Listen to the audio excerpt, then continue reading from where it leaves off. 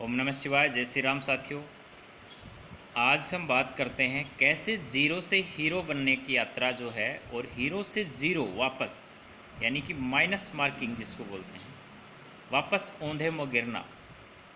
इस तरह की बहुत सारी हमारे शास्त्रों में कथा कहानियाँ भरी पड़ी हैं। बहुत सारे कैरेक्टर्स के ऊपर जीवन वृत्तांत लिखे भरे पड़े हैं। बहुत सारे हमारे बाबा लोग, हमारे कथावाचक लोग इसको कहते सुनते आए हैं। बहुत सारी कथा कहानियों में हमने हमारी पहले के ज़माने में दादी से, नानी माँ से बहुत कथा कहानियाँ सुनते आए हैं।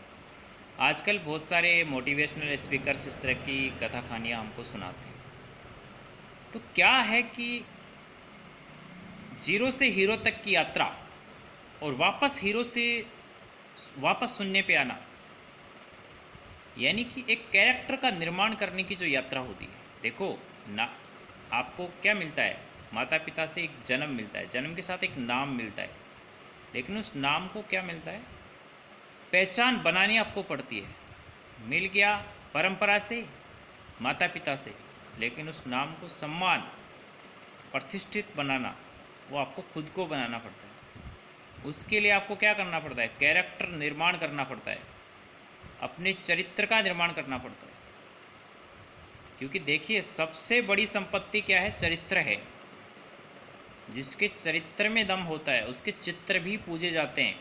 आज हम जितने लोगों को पूजते हैं, राम जी को ले लीजिए, शिव जी को ले लीजिए, कृष्ण जी को ले लीजिए, हनुमान जी को ले लीजिए, और भी बहुत सारे कैरेक्टर्स, इन्होंने अपने जीवन को जीरो से कहाँ अंतिम लेवल तक, उच्चतम लेवल तक जिया, इसलिए हम इनकी पूजा करते हैं।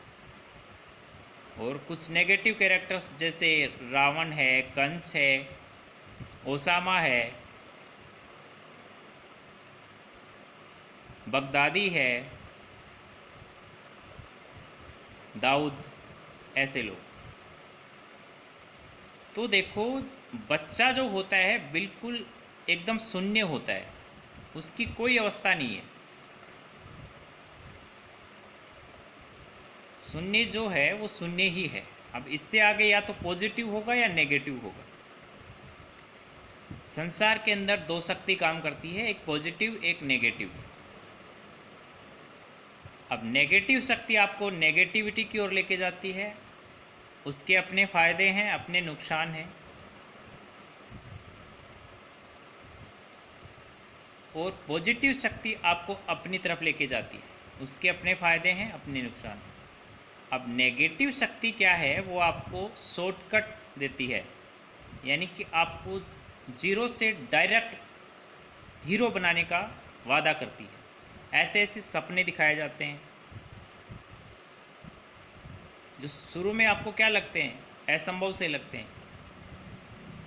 और जो पॉजिटिव जो शक्ति है वो आपको स्टेप बाय स्टेप आगे बढ़ाती है। यानी ये जो पॉजिटिव जो शक्ति है, इसका बेस बहुत मजबूत होता है। इसके ऊपर जो महल बनता है वो स्थायी बनता है।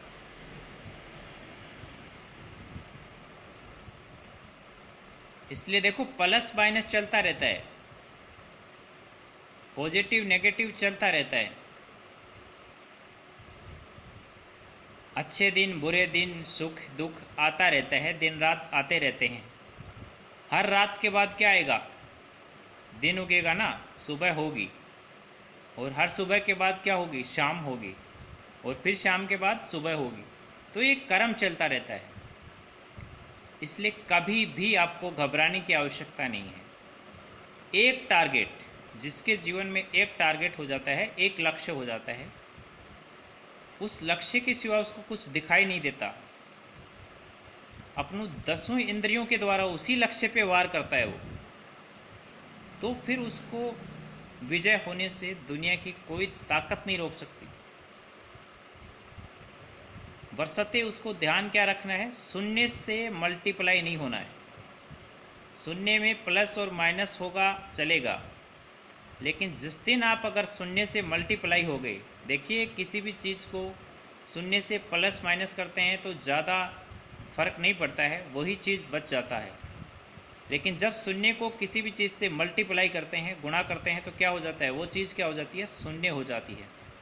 इसलिए आप चाहे कितने ही बड़े व्यक्ति हैं, कितने ही पावरफुल व्यक्ति हैं, कितने ही सुपर पावर्स के मालिक हैं, कितने ही बड़े पद के ऊपर आप बैठे हुए हैं, उस व्यक्ति से मत उलझना, उस सिरफिरे से मत उलझना जिसके पास खोने के लिए कुछ नहीं है।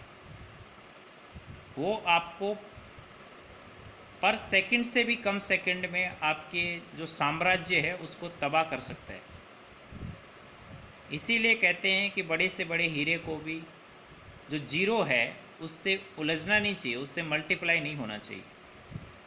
एक छोटी सी गलती बड़े से बड़े साम्राज्य को तबाह कर सकती है। देखिए ना, ये जो कथा कहानियाँ हैं क्या मैसेज कर रही हैं। रावण जिसके पास क्या नहीं है, ज्ञान शक्ति है, धन शक्ति है, बाहुबल है, तपोशक्ति है, एक ऐसा प्रतापी शासक जो समय से भी आगे निकल चुका, समय को भी जिसने पीछे छोड़ दिया, वो क्यों धराशायी हो गया? इसलिए क्योंकि उसने गलती कर दी, मिस्टेक कर दी। अहंकार में पराई स्त्री का क्या कर लिया? अपहरण कर लिया। इसीलिए हमारे सारे धर्मशास्त्र कहते हैं, सारे कथावाचक कहते हैं, सारे गुरु कहते हैं कि पराई स्त्री से बच के रहना।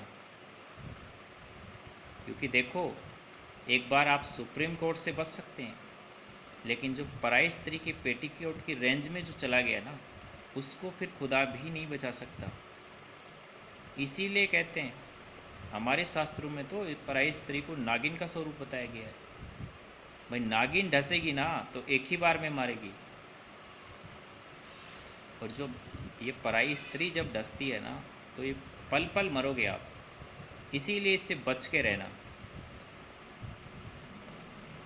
वरना पूरा का पूरा साम्राज्य तबाह हो जाएगा आपका। भाई जो पराई स्त्री है वो आपसे संभोग करेगी, आपसे संबंध बनाएगी। क्यों बनाएगी? उसको लालसा है आपके पास धन संपत्ति की, आपके पावर की। नहीं तो क्यों वो अपने पति को छोड़ के किसी और के साथ आएगी? इसलिए जब भी आप आगे बढ़ रहे होते हैं, देखो जितने उदाहरण आप देख लेना उठा के, बहुत सारे भरे पड़े हैं। जो भी कामयाब व्यक्ति है उसको ढसने के लिए स्त्री का सहारा लिया गया। आधुनिक युग में देख लीजिए, आसाराम, राम रहीम जैसे बाबा, आरोप मात्र से जिंदगी तबाह।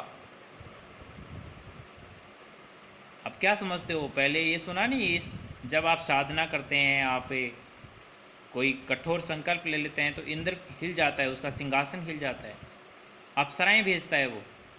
भैया अब क्या आधुनिक इंद्र है, बहुत शक्तिशाली है, बहुत चतुर है, चालाक है, उसने अप्सराएं रखी नहीं अपने पास। आजकल इंद्र के यहाँ अप्सराएं नहीं होती, सारी की सारी उसने कहाँ उतार दी? मैदान में उतार दी। एक नहीं भेजता, वो जानता है कि आज का जो साधक है वो चालाक है, एक अप्सरा भेजेगा तो वो उसको रिझा नहीं पाएगी।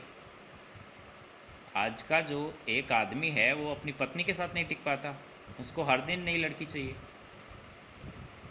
ऐसी मानसिकता का हो गया है ना आज का जो पुरुष है। तो इसीलिए उसके आजू बाजू में इर्द गिर्द हर दिन नई नई अप्सराएं मैदान में उतारी जाती हैं। तो भैया जब कामयाबी के रास्ते पे जा रहे हो, आगे बढ़ने वाले हो, एक बड़े टारगेट को लेके आप चल रहे हो, तो आप इन अप्सराओं से बहुत सावधान रहना। धन्यवाद। जय हिंद, जय भारत।